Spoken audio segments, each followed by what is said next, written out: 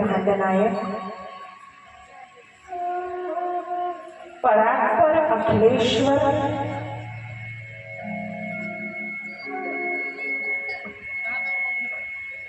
अकारण करुणावरुणालय भक्तवांछित कल्पतरू महाराष्ट्राचे चिरंतन सौभाग्य पंढरीश भगवान श्री पांडुरंग भागवत धर्माचे संस्थापक महावैष्णव गुरु महाराव ज्ञानी यांचे राजे आळंदी वल्लभ संत श्री ज्ञानेश्वर माऊली वारकरी संप्रदायाचे ऊर्ध्वयू वैराग्य रास रसज्ञ संत शिरोमणी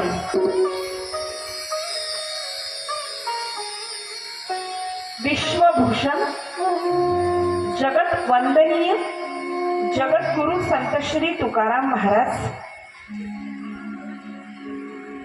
मानवतेचे महान पुजारी ब्रह्मलीन वंदनीय राष्ट्रसंत श्री तुकडोजी महाराज निष्काम कर्मयोगी वैराग्य मूर्ती गाडगे बाबा परम पूजनीय समर्थ संत श्री गजानन महाराज परम पूजनीय सद्गुरु माऊली सच्चिदानंद स्वरूप संत श्री अमरदास बाबा आणि संपूर्ण जगताला तारून देणारी जगताची जननी ब्रह्मांड स्वामिनी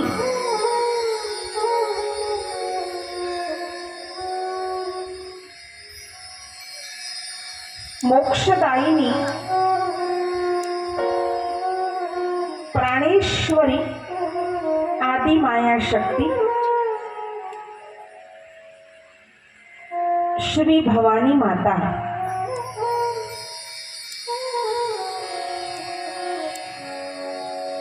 आयोजित श्रीमद् भागवत कथा ज्ञान यज्ञ श्रवणाकरिता मंडपात उपस्थित मातृतुल्य पितृतुल्य आपण भाग्यवान श्रद्धावान श्रोते मंडळी, आपण सर्वच जण प्रभू परमेश्वराची अंश आहात असे समजून सर्वप्रथम आपल्या सर्वांच्या चरणारविंदी साष्टांग दंडवत प्रणाम करते आणि सत्राला आरंभ करते.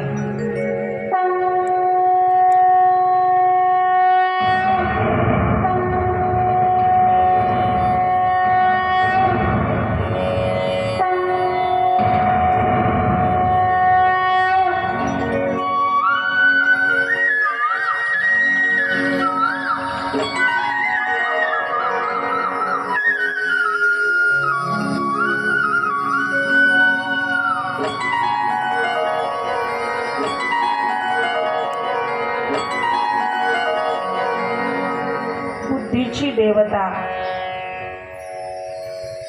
गौरीनंदन श्री गणपती बाप्पा चित्सार सिंधू भगवान श्री कृष्ण आणि त्यांची वाङ्मयी मूर्ती श्रीमद भागवत. मंडळी,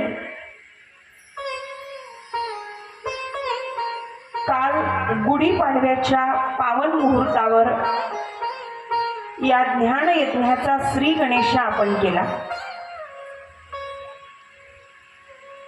आणि कालचं पहिलं सत्र असल्यामुळं प्रस्तावना किंबहुना महात्म्य या विषयावर बोलणं झालं. अत्यंत सुंदर संपन्न होत असलेला हा श्रीमद भागवताचा सप्ताह श्री क्षेत्र आव्हाने गणपती या पावन पवित्र नगरामध्ये नवीन वर्षाची सुरुवात आणि त्या नवीन वर्षाची सुरुवात सत्संग श्रवणानं आपण करत आहोत. नवीन वर्षाची सुरुवातही काल झालेली आणि मंडळी गुढीपाडवा ते रामनवमी या कालावधीला उपासनेचा काळ म्हटलं जातं. कारण या गुढीपाडवा ते रामनवमी हा जो सप्ताह आहे, हा जो कालावधी आहे, या कालावधीमध्ये या सप्ताहामध्ये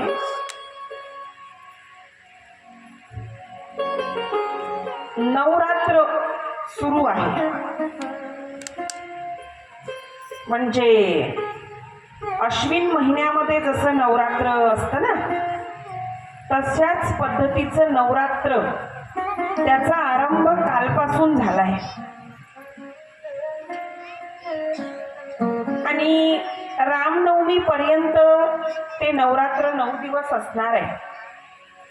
काय होतं मंडळी, बहुतेकदा रामनवमी म्हणजे श्री रामाचा जन्मोत्सव.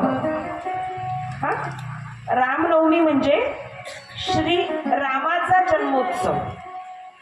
आणि बहुतेकदा बोलता बोलता आपण काय म्हणतो, नवरात्र आहे हे माहीत असतानाही आपण काय म्हणतो, रामाचं नवरात्र. रामनवमीला भगवान श्री रामाचा जन्मोत्सव होणार आहे, इथपर्यंत बरोबर आहे.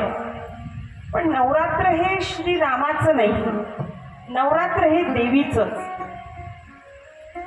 हा, आणि म्हणून देवीच्या उपासनेसाठी, भगवतीच्या उपासनेसाठी, आपल्या स्वामिनीच्या उपासनेसाठी अत्यंत महत्वाचा मानला जाणारा हा पर्व काळ गुढीपाडवा ते रामनवमी.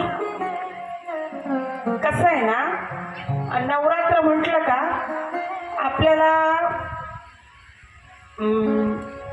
नवरात्र म्हटलं का आपल्याला आठवण होते अश्विन महिन्यातल्या नवरात्राची.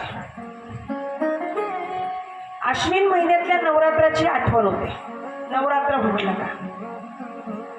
पण अभ्यासासाठी सांगते, तुमच्या माहितीसाठी सांगते, वर्षभरामध्ये एकूण 4 नवरात्र येत असतात. किती? 4. सगळ्यात पहिलं म्हणजे ज्याचा आरंभ कालपासून झाला, गुढीपाडव्यापासून झाला, जे चैत्र महिन्यामध्ये येतं. त्यानंतर सगळ्यांना माहीत असलेलं आणि बहुचर्चित असलेलं ते म्हणजे अश्विन महिन्यामधलं. हा, अश्विन महिन्यामधलं विजयादशमी. हा, त्याची सांगता विजयादशमीला किंवा त्याच्या आदल्या दिवशी नवमीला होत असते. त्याच्यानंतर आषाढ महिना, या आषाढ महिन्यामध्ये एक नवरात्र येतं आणि एक नवरात्र येतं वर्षाच्या शेवटी माघ महिन्यामध्ये. असे 4 नवरात्र चैत्र महिन्यामध्ये, अश्विन महिन्यामध्ये, आषाढ महिन्यामध्ये आणि माघ महिन्यामध्ये. अश्विन महिन्यातलं नवरात्र सगळ्यांना ओळखीचं आहे, सगळ्यांच्या परिचयाचं आहे. आणि त्याच्या मागोमाग हे जे चैत्र महिन्यातलं सांप्रत आता जे सुरू आहे, हे सुद्धा बहुतेकांना माहीत आहे. पण बहुतेकांना आषाढ महिन्यामधलं आणि माघ महिन्यामधलं माहीत नाही. त्याचं कारण असं की या 2 नवरात्रीला गुप्त नवरात्री असं म्हटलं जातं. आणि विशेष अनुष्ठान करून विशेष मनोवांछित फल प्राप्त करण्यासाठी जे शाक्त संप्रदायाचे अनुयायी आहेत, म्हणजे वैष्णव, शैव आणि शक्ती म्हणजे देवीची उपासना करणारे, ते या दोन पर्व काळामध्ये म्हणजे आषाढ महिन्यामध्ये आणि माघ महिन्यामध्ये एक विशिष्ट उपासना करीत असतात. आणि अशा पद्धतीनं आता इथून पुढे लक्षात ठेवा, अशा पद्धतीनं हा जो आपल्या सप्ताह श्रवणाचा पर्वकाळ आहे हा अत्यंत महत्वाचा आहे.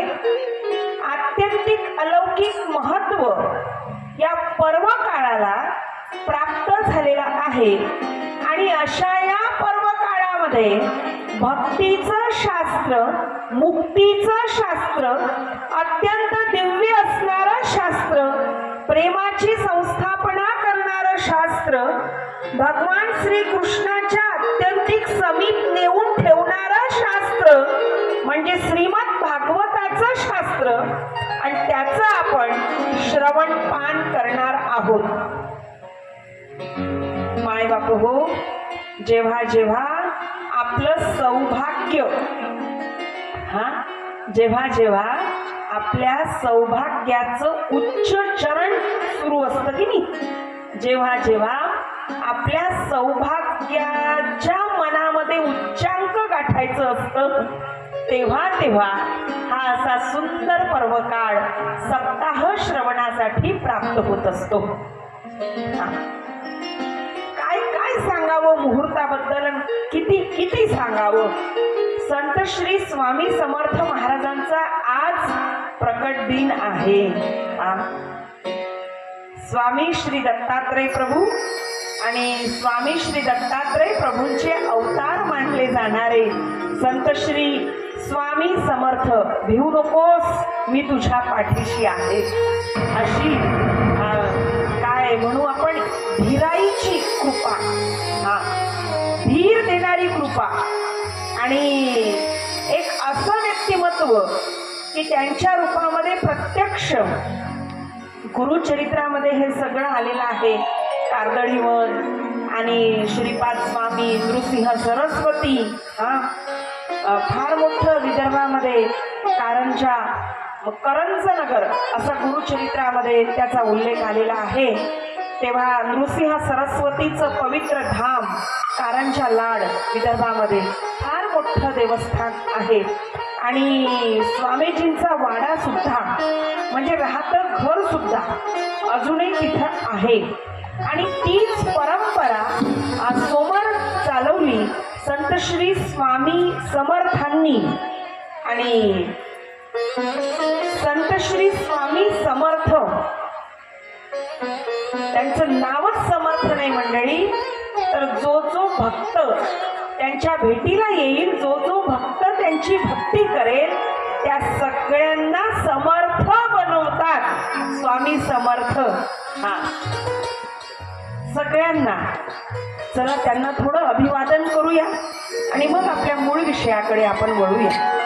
श्री स्वामी समर्थ जय जय स्वामी समर्थ, श्री स्वामी समर्थ जय जय स्वामी समर्थ, श्री स्वामी समर्थ जय जय स्वामी समर्थ, श्री स्वामी समर्थ जय जय स्वामी समर्थ, श्री स्वामी समर्थ जय जय स्वामी समर्थ, श्री स्वामी समर्थ जय जय स्वामी समर्थ, श्री स्वामी समर्थ जय जय स्वामी समर्थ, श्री स्वामी समर्थ जय जय स्वामी समर्थ.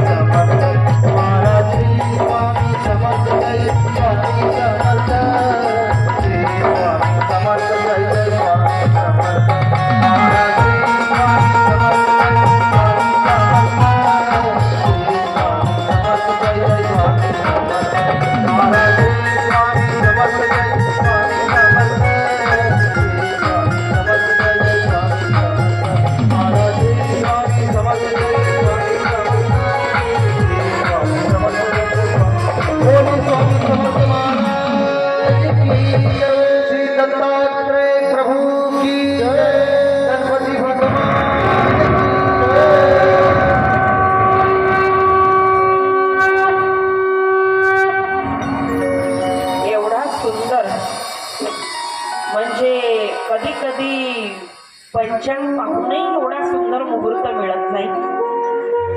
एवढा सुंदर मुहूर्त श्रीमद भागवताच्या श्रवणासाठी आपणास प्राप्त झाला. खऱ्या अर्थानं ही गणपती बाप्पांची कृपा, खऱ्या अर्थानं ही त्या गणेशाची कृपा. आणि म्हणून हा सुंदर पर्वकाळ त्यांनी आपल्याला उपलब्ध करून दिला. ही संधी प्राप्त करून दिली. श्रीमद भागवत रूपी प्रवाह श्री गणेशाच्या रूपेने प्रवाहित झाला कालपासून. आता या प्रवाहामध्ये सम्मिलित व्हायचंय. या श्रीमद भागवत रूपी प्रवाहामध्ये सहभागी व्हायचंय. भक्ति की धारा, श्रीमद भागवत रूपी धारा इस पवित्र नगर में जिसका नाम है आह्वाने, इस पवित्र नगर में प्रवाहित हो चुकी है. प्यारी आत्माओं, ये आपको तय करना है कि इस प्रवाह में खुद को सम्मिलित करूं या किनारे पर बैठ खड़ा होके देखता रहूं. या प्रवाहाच्या किनाऱ्यावर फक्त उभं राहून पाहत राहायचं का या प्रवाहामध्ये स्वतःला सम्मिलित करायचंय? महाराज, हे तुम्हाला ठरवायचंय. हो, लेकिन ध्यान से सुनिएगा प्यारी आत्माओं, जब आप इस प्रवाह में खुद को सम्मिलित करोगे ना, ये तो भक्ति की धारा है. शब्द ध्यान से सुनिएगा, ये तो भक्ति की धारा है. इस धारा में खुद को सम्मिलित करोगे ना, तो एक दिन वही धारा राधा बनके आपके सामने निसंदेह खड़ी हो जाएगी. आणि हेच श्रीमद भागवताचं फळ आहे. ती धारा राधेच्या रूपानं राधा बनून आपल्या नगरी समोर प्रकट व्हावी. हे श्रीमद भागवताचं फळ आहे. आणि म्हणून सांगितलंय सदा सेव्या, सदा सेव्या भागवती कथा. काय सांगितलंय? सदा सेव्या, सदा सेव्या, निरंतर, नेहमी, सदैव, सदा सेव्या, सदा सेव्या. एक वेळा ऐकल्यानं काम नाही चालणार. जितनी बार सुनने को मिले उतनी बार सुनो, शास्त्र का आग्रह है. शास्त्र कहता है जेवढे वेळा ऐकायला मिळाली ना मंडळी भागवताची कथा, तेवढे वेळा ऐकावी, तेवढे वेळा. पहिल्यांदा ऐकाल ना फक्त कळेल कृष्ण, एवढंच कळेल, आहे बा कृष्ण.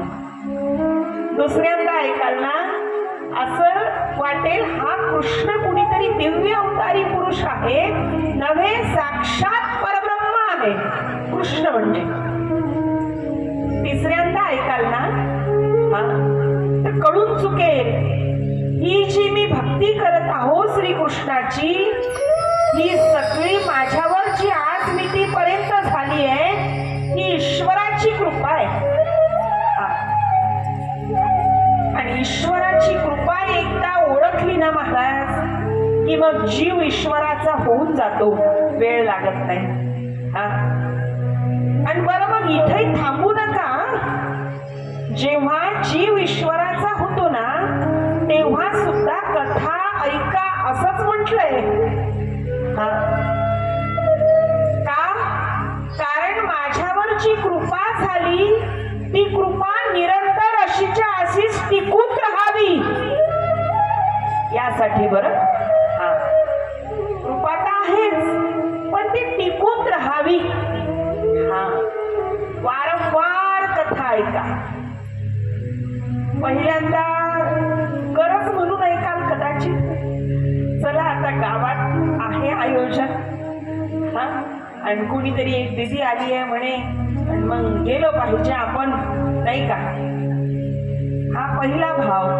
दुसरा भाव, नाही नाही, चला चला, गेलं पाहिजे, गेलं पाहिजे, भागवत कथा आहे, गेलं पाहिजे. गरज, हा गरज. मला आतापर्यंत कथा ऐकलीच नाही मी. 7 दिवस अशी कधी ऐकायलाच मिळाली नाही. चला आता आपल्या गावात आहे, मग 7 दिवस एका आसनावर बसून ऐकू याच. गरज, हा गरज. पण मंडळी, गरज संपली की काय उरतं? गरज संपली की आवड उरते, आवड. सोपं करून सांगू का? उसाचा रस माहिती आहे? उसाचा रस, हा उसाचा रस पिणारे 2 जण आहेत. एकाला गरज आहे म्हणून पितो आणि एकाला आवड आहे म्हणून पितो. गरज कुणाला आहे हो? उसाचा रस. गरज कुणाला आहे? ज्याला कावीळ झालाय. हा, उत्तर द्यायला तुम्ही का वेळ लावला मला कळलं नाही. हा, कावीळ माहित आहे ना आजार? हा, असं म्हणतात तो आजार झाला की सगळं पिवळं दिसतं, चष्म्याची काच पांढरी असली तरी. भरपूर जणांना होतो हल्ली कावीळ, पण आपण त्यात वेळ घालवणार नाही.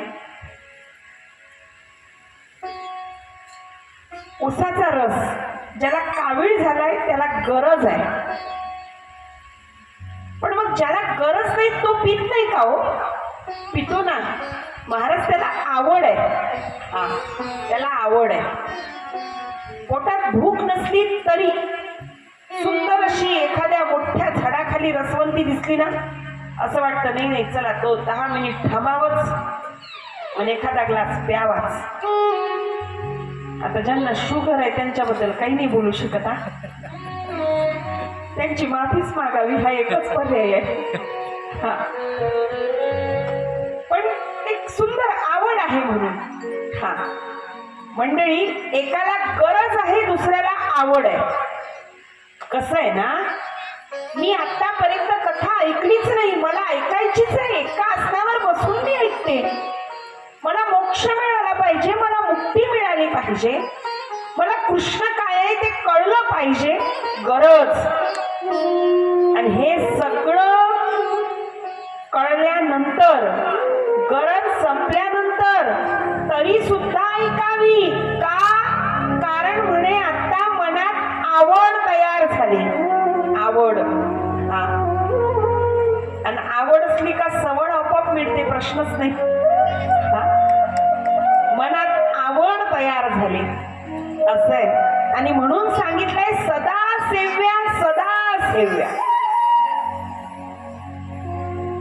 तुम्ही म्हणाल वारंवार सदा सेव्या, सदा सेव्या.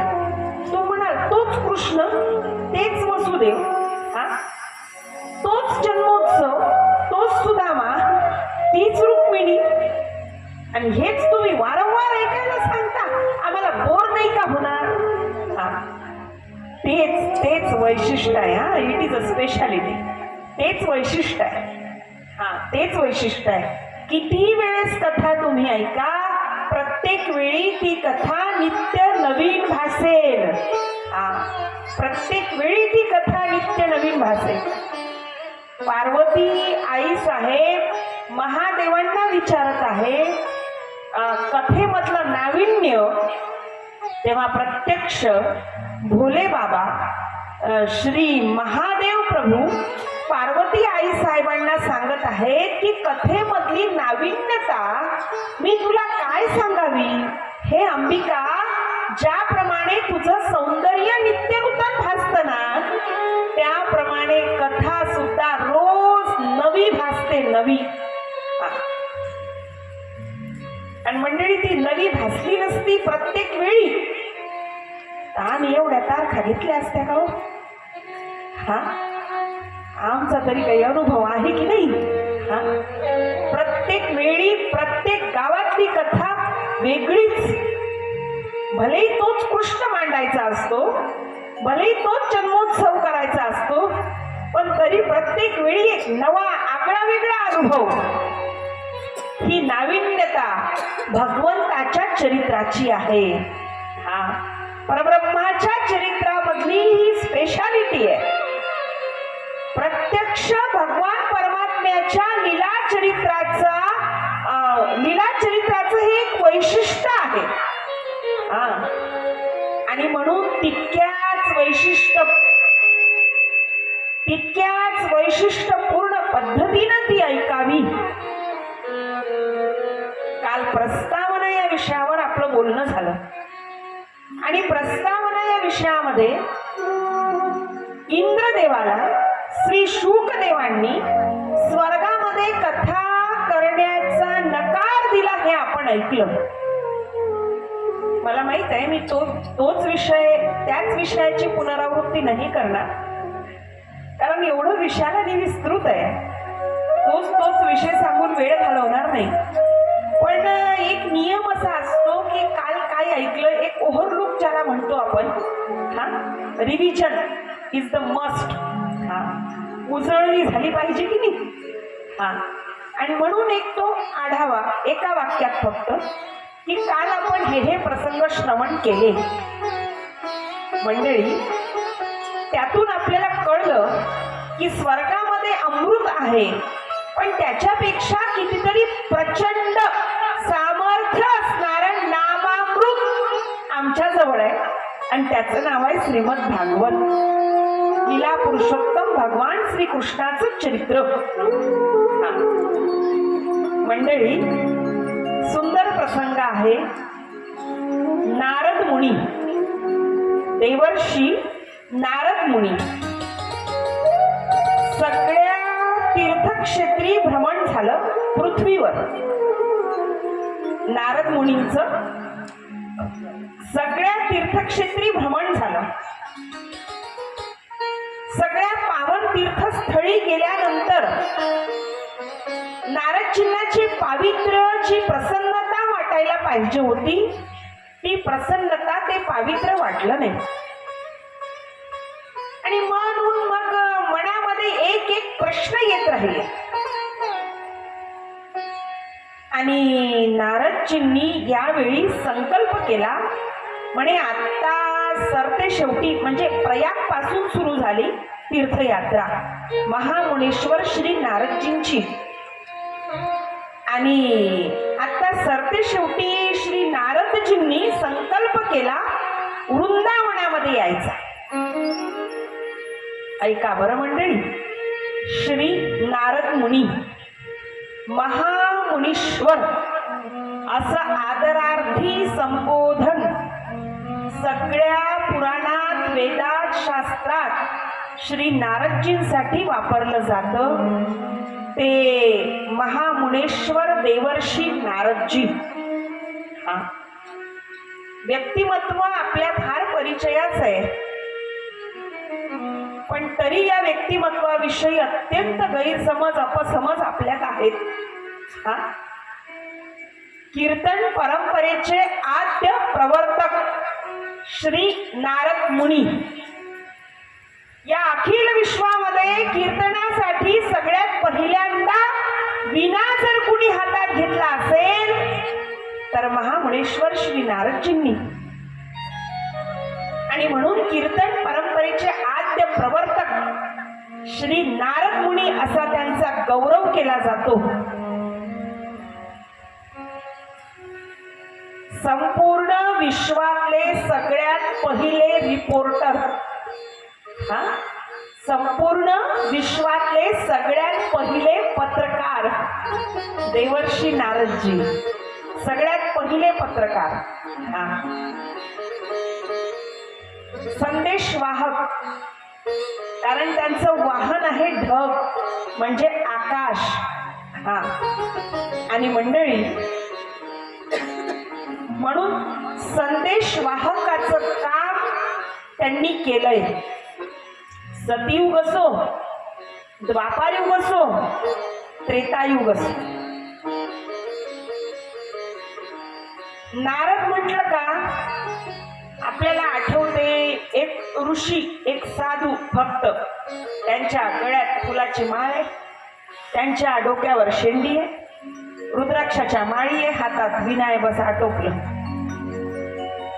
कधी कधी बऱ्याच वेळा टीव्ही सिरियल मधून सुद्धा नारदजींचं अत्यंत हास्यास्पद पात्र चित्रित केलं जातं. ही दुःखाची गोष्ट आहे, ही शोकांतिक आहे. कारण ते आपण पाहतो आणि तशी व्याख्या आपण करून बसतो. निम्म्यापेक्षा जास्त समाज, निम्म्यापेक्षा जास्त समाज नारदजी म्हटलं का चुगल्या करणारा, चहाडी करणारा. जेव्हा समाजाकडून असं ऐकायला मिळतं ना तेव्हा दुःख वाटतो, दुःख वाटतं. कारण नारदजींनी प्रत्येक वेळी महत्वाची भूमिका पार पाडली आहे. प्रत्येक वेळी जे कार्य करण्याचं धाडस कुणाचंही नसायचं ते कार्य नारद मुनींनी केलंय.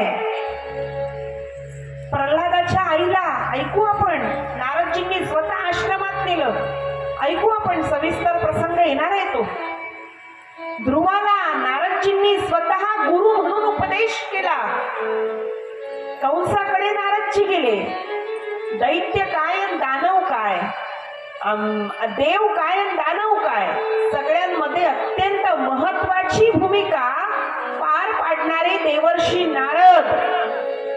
आणि आज आपण त्यांच्याविषयी गैरसमज करून बसलो. अहो, खरं दुःख तेव्हा होतं जेव्हा एखाद्या परिवाराकडून अशी व्याख्या केली जाते, तो तो तो बघा, तो आहे ना आमच्या कुटुंबातला तो कळलाव्या नारद. हा हा काही नाही, आमच्या कुटुंबातला आहे, आता आहे म्हणून आहे, कळलाव्या नारदच आहे तो. अशी अशी व्याख्या जेव्हा केली जाते ना, नारदाला एकेरी संबोधन, नारद, नाम आणि नहीं रद, जिनके मुखारविंद से निकला हुआ शब्द कभी भी रद्द नहीं होता, वो है नारद. ज्यांनी केलेली भविष्यवाणी कधीच रद्द होत नाही ते नारद. ते नारद. बर, तुम्ही म्हणताय चहाडी केली, बर तुमचं ऐकतोय, ठीक आहे केली चहाडी, पण हे का विसरता की विश्व कल्याणासाठी केली. निदान मग एवढं तर लक्षात ठेवा, जगाच्या हितासाठी केली, विश्वाच्या कल्याणासाठी केली. आपल्या चहाडीनं घरात पार्टिशन होतं महाराज. पण नारदजींची भूमिका अशी आहे, संपूर्ण विश्व नारदजींनी संलग्न ठेवलं, संघटित केलं. संपूर्ण विश्वामध्ये नारायण नावाचा प्रचार आणि प्रसार करणारे सगळ्यात पहिले ऋषी जर कुणी असेल तर ते देवर्षी नारद आहे. आजपासून सगळ्यांनी संकल्प करा. गीतेच्या 10व्या अध्यायात सुद्धा सांगितलंय, देवर्षीणांच नारदः, म्हणजे नारदजींचा अवतार जो आहे ना तो स्वतः मी आहे. म्हणजे माझ्या 24 अवतारापैकी एक अवतार नारदाचा आहे. असं परब्रह्म सांगत आहेत, असं श्रीकृष्ण सांगत आहेत. आणि भगवान श्रीकृष्णाने, भगवान श्री विष्णुदेवानी अवतार घ्यावा आणि चहाडी करायसाठी का हो, चुगल्या करायसाठी का हो. माय बाप हो, संकल्प करा आजपासून श्री नारद मुनींना कुणी एकेरी संबोधन सुद्धा वापरता कामा नये. कारण आपण सगळे वारकरी आहोत, कीर्तनावर प्रेम करणारे आहोत आणि कीर्तन परंपरेचे आद्य प्रवर्तक श्री नारद मुनी आहे. कीर्तन परंपरेवर श्री नारद मुनींचे फार मोठे उपकार आहेत. कीर्तन परंपरेचा उद्गम श्री नारद मुनींच्या अंतःकरणातून झालाय. कीर्तन परंपरेचे स्रोत नारदजी आहेत आणि म्हणून त्यांच्याबद्दल कुणी एकेरी बोलता कामा नये.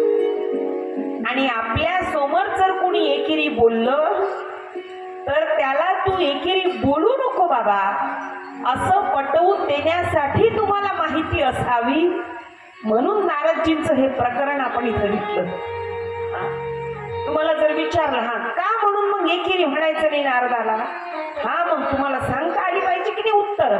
हा आणि म्हणून मंडळी संकल्प करा नारदजींबद्दल कुणी एकेरी नाही. देवर्षी नारद, महामुनी नारद, संप्रदायात राहणारे आपण आहोत. संप्रदायातल्या प्रत्येक व्यक्तिमत्वाचा आदर करणं हे आपलं कर्तव्य आहे. आणि नारद मुनींचे तर किती उपकार आहेत माय बाप हो या संपूर्ण ब्रह्मांडावर, या संपूर्ण विश्वावर. नारद पुराण काल आपण ऐकलं, नारद भक्ती सूत्र. वारकऱ्यांची जी प्रस्थानत्रयी आहे ना त्यातला एकमेव ग्रंथ म्हणजे 3 ग्रंथापैकी एक नारद भक्ती सूत्र. आणि म्हणून मंडळी आजपासून श्री नारदजींबद्दल जेवढे काही गैरसमज आहे तेवढे मनातले काढून टाका बरं. आणि असे हे नारद मुनी यांनी ठरवलं काय, सगळ्या पावन तीर्थस्थळी मी जाऊन आलोय, आता मला एका तीर्थात गेलं पाहिजे. आणि ते तीर्थ होतं श्री वृंदावन धाम. आपण नाव ऐकलंय, आपल्यापैकी बहुतेक जण जाऊनही आलेत कदाचित श्री वृंदावन. भगवान श्रीकृष्ण जिथं प्रत्यक्ष राहिले ते पावन पवित्र क्षेत्र श्री वृंदावन. सगळ्यात पहिल्यांदा श्री चैतन्य महाप्रभू यांनी वृंदावनाचा शोध घेतला आणि इतिहास जमा झालेल्या कृष्णमूर्त्या या वृंदावनात येऊन शोधून काढल्या. मंडळी त्याच्याही पहिले श्री वृंदावनाची संस्थापना जर कुणी केली असेल तर भगवान श्रीकृष्णाचे प्रपौत्र म्हणजे साध्या भाषेत सांगू का, भगवान श्रीकृष्णाचे पंतू. भगवान श्रीकृष्णाचे पुत्र प्रद्युम्न, त्यांचे पुत्र अनिरुद्ध आणि उषा, आणि अनिरुद्धचे पुत्र व्रजनाभ.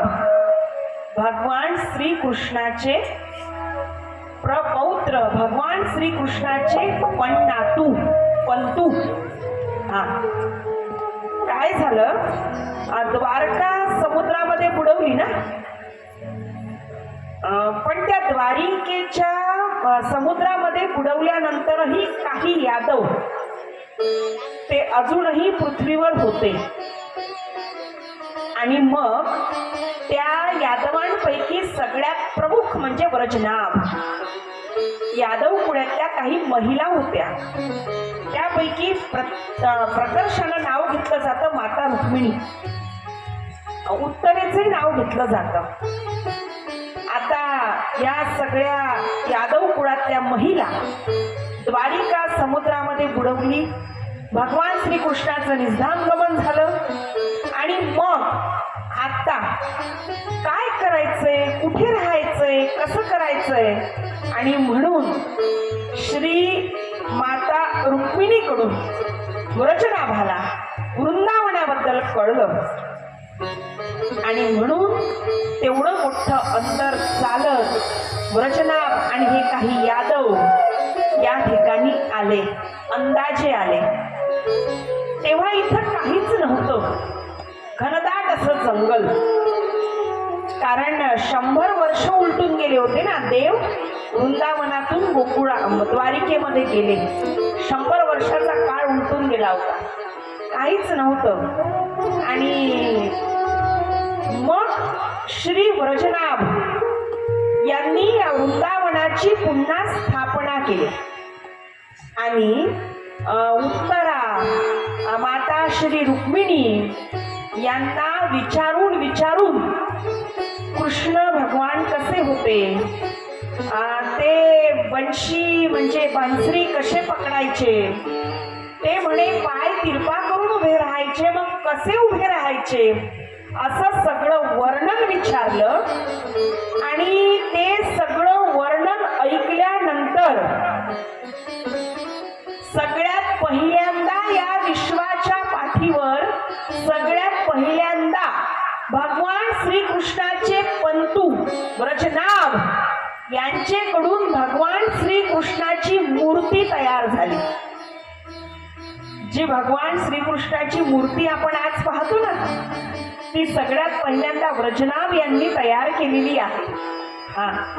सगळ्यात पहिल्यांदा गोविंद म्हणजे त्या मूर्तीचं नाव ठेवलं गोविंद. सगळ्यात पहिल्यांदा एक मूर्ती बनवली, त्या मूर्तीचं नाव ठेवलं गोविंद. ती मूर्ती पाहिली आणि ज्या यादवांनी भगवान श्रीकृष्णाला पाहिलं होतं ना, त्या यादवांनी सांगितलं म्हणे या मूर्तीचं जे मुख आहे म्हणजे वदन म्हणजे चेहरा, तोच फक्त श्रीकृष्णाला मिळतोय. मग ब्रजनाभजींनी दुसरी मूर्ती तयार केली आणि ती गोपीनाथ असं नाव दिलं, गोपिकांचे नाथ असं नाव दिलं. आणि मग पाहणाऱ्या यादवांनी सांगितलं की इसका सिर्फ धड ही भगवान श्रीकृष्ण से मिळत आहे. आणि मंडळी त्यानंतर पुन्हा एक मूर्ती तयार केली, ती म्हणजे मदन मोहन असं नाव दिलं. आणि यादवांनी सांगितलं या मूर्तीतले चरण आहेत ना, हे भगवान श्रीकृष्णाची मिळतात. म्हणजे अशा प्रकारे पहिल्यांदा 3 मूर्त्या तयार झाल्या, गोविंद, गोपीनाथ, मदन मोहन. आणि मग या मूर्तींची स्थापना झाली, मंदिराची उभारणी झाली, द्वारिकेचे अंतिम शासक, मथुरेचे राजा असं सुद्धा ब्रजनाभजींना म्हटलं जातं. आणि मग तिथून भगवान श्रीकृष्णाच्या भक्तीचा प्रसार करण्याचं व्रत ब्रजनाभजींनी ठरवलं. पण ते सुद्धा काळाच्या पडद्याआड गेलं. आणि त्याच्यानंतर अलीकडे राधा कृष्ण दोघांचेही अवतार असणारे चैतन्य महाप्रभू या भूतलावर अवतरले. आणि मग त्यांनी हे वृंदावन पुन्हा शोधून काढलं. आणि आज जे आपण सगळं बाके बिहारी, राधारमण हे जे सगळं आपण पाहतो ना, त्या सगळ्याची प्रतिस्थापना चैतन्य महाप्रभू, त्यांचे शिष्य बंगालमधून आलेले आणि त्यानंतर पुन्हा 6 गोस्वामी तिथं आले. आणि मग या सगळ्यांनी हे वृंदावन बसवलं. ग्रंथामध्ये वाचून, शास्त्राचा अभ्यास करून, पण मूर्ती मात्र ब्रजनाभजींनी बनवली तीच तशीच्या तशीच. जी भगवान श्रीकृष्णाची मूर्ती आज आपण पाहतो ना, ती भगवान श्रीकृष्णाचे पण नातू ब्रजनाभ यांनी तयार केलेली आहे. चित्र म्हणा, मूर्ती म्हणा, प्रतिमा म्हणा, विग्रह म्हणा. मंडळी हे असं अत्यंत सुंदर, पावन, पवित्र तीर्थक्षेत्र श्री वृंदावन,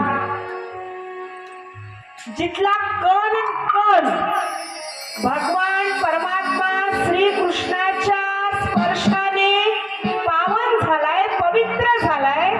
आणि असं हे पावन पवित्र तीर्थक्षेत्र जे 84 कोस एवढ्या अंतरामध्ये वसलेलं आहे, असं हे ब्रजमंडल, अशी ही ब्रजभूमी, असं हे वृंदावन श्री नारद मुनींनी तीर्थयात्रेसाठी निवडलं. श्यामा हृदय कमलिसो प्रगट्यो, श्याम प्रगट्यो और श्याम हृदय को भाए. वृंदावन प्यारो वृंदावन, श्यामा हृदय कमलिसो प्रगट्यो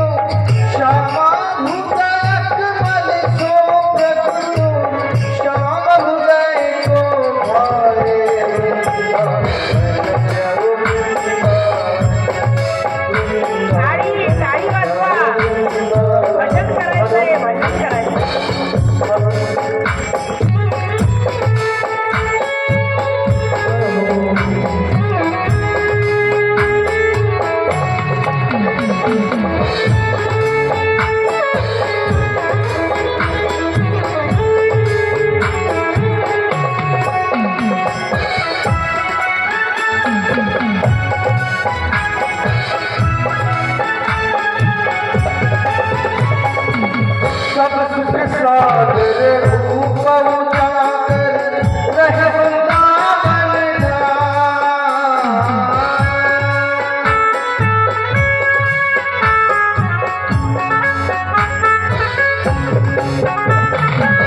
सब सुख सागर रूप उजागर रहे वृंदावन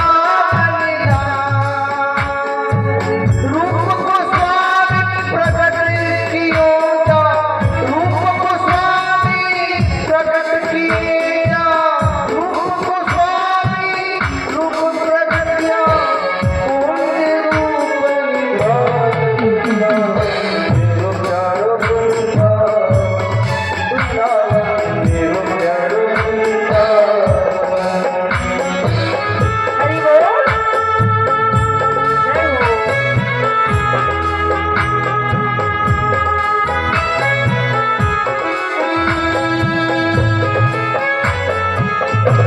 टाळी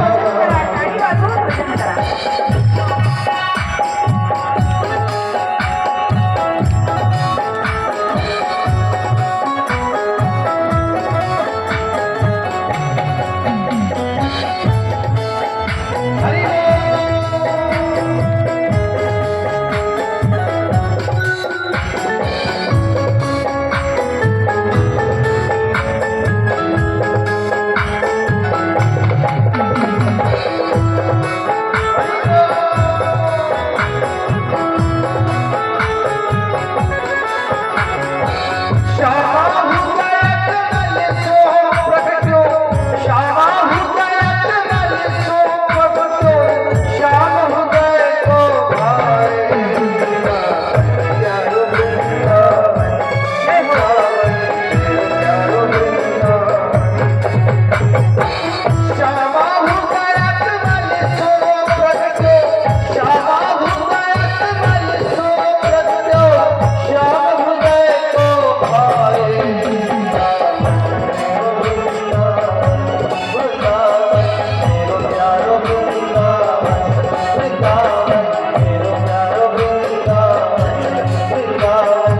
टाळी वाजवून भजन करा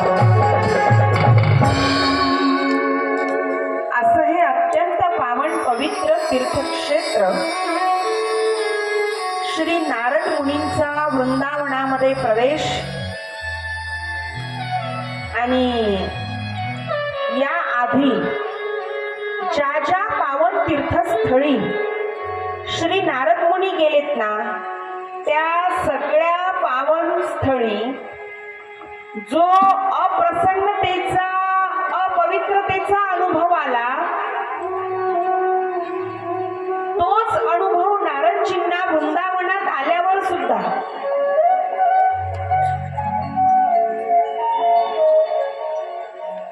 आणि म्हणून चिंता आता जास्त वाढली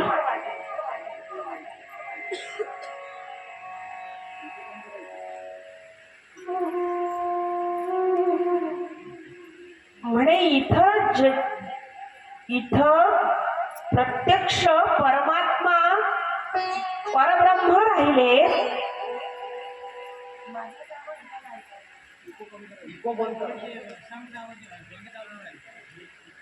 जिथं प्रत्यक्ष भगवंत राहिले आणि एवढी पावन पवित्र ही जागा, पण याही ठिकाणी अपवित्र, अप्रसन्नता, कलह, सगळा कोलाहल. चिंता वाढली नारदजींची. प्रश्न एक एक मनात येत आहेत. आणि मंडळी, अशा वेळी नारद मुनींना वृंदावनामध्ये एक दृश्य दिसलं. एक स्त्री जिच्या चेहऱ्यावर विलक्षण तेज आहे आणि दोन पुत्र जणू काही झोपले गाढ. आता तिच्या चेहऱ्यावरचं तेज सांगत होतं ती कुणीतरी साधारण नाही. आणि म्हणून तिचा परिचय विचारला. हे मातेश्वरी, तू कोण आहेस ग? तू कोण आहेस आणि काय दुःख आहे तुला? जरी विलक्षण तेज तुझ्या चेहऱ्यावर असलं तरी भाव अत्यंत दुःखाचे. काय दुःख आहे, काय संकट आहे? तिनं स्वतःचा परिचय करून दिला. महामुने, मी भक्ती आहे. माझे नाव भक्ती आहे. भक्ती परिचय सांगत आहे ती. उत्पन्ना द्रविडे साहम वृद्धी कर्नाटके गता चित्किंचित महाराष्ट्रे गुर्जरे जीर्णता गता. उत्पन्ना द्रविडे साहम, द्रविड देशामध्ये मी उत्पन्न झाले. वृद्धी कर्नाटके गता, कर्नाटकामध्ये माझी वाढ झाली, मी वाढले. चित्किंचित महाराष्ट्रे, महाराष्ट्रात मला सन्मान मिळाला. भक्ती माता सांगत आहेत महामुनीश्वर नारदजींना, महाराष्ट्रात मला सन्मान मिळाला.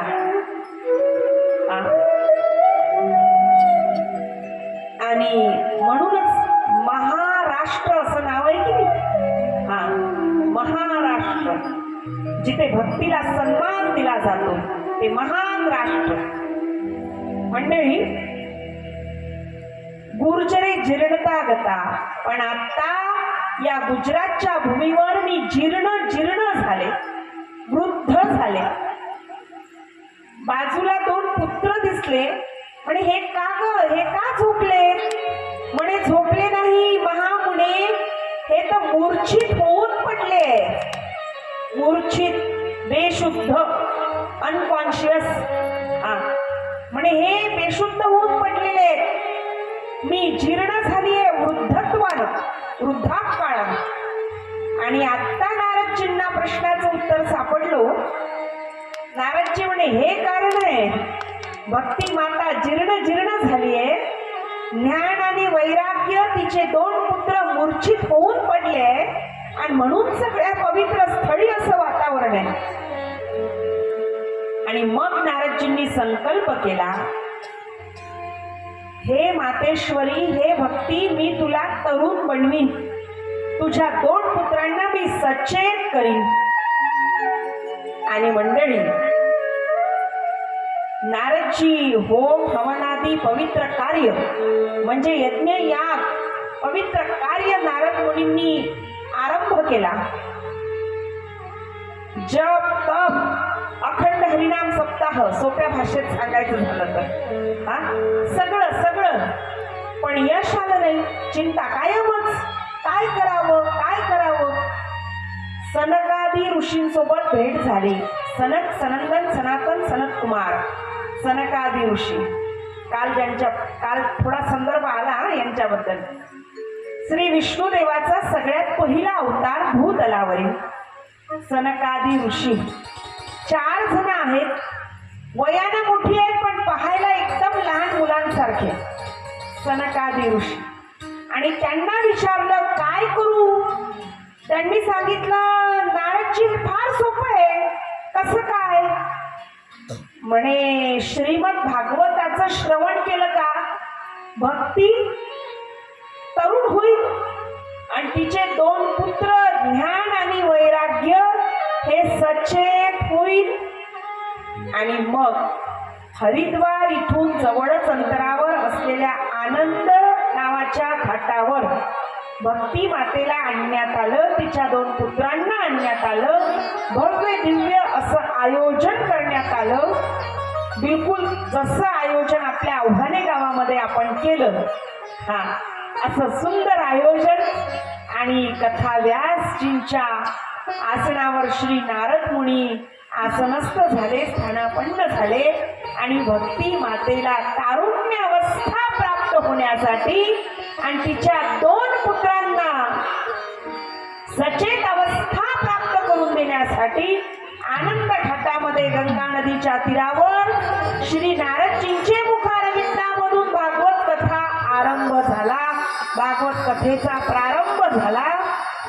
श्री नारदजींच्या मुखारविंदामधून 7 दिवस कथा ऐकली भक्ती मातेनं. हा स्वतः भक्ती मातेनं 7 दिवस कथा ऐकली. आणि महाराज 7व्या दिवशी चमत्कार नव्हे, साक्षात्कार झाला. 7व्या दिवशी साक्षात्कार झाला. भक्ती माता संपूर्ण मंडपामध्ये ताता थैया करीत नृत्य करू लागली. तिचे 2 पुत्र जे मूर्छित होऊन पडले होते, ज्ञान आणि वैराग्य, ते 2 पुत्र सचेत झाले आणि आपल्या आईसोबत प्रत्यक्ष भक्ती मातेसोबत ते सुद्धा मंडपामध्ये आनंद उत्सव साजरा करू लागले. कृष्ण गोविंद हरे मुरारी, श्री कृष्ण गोविंद हरे मुरारी, हे नारायण वासुदेव,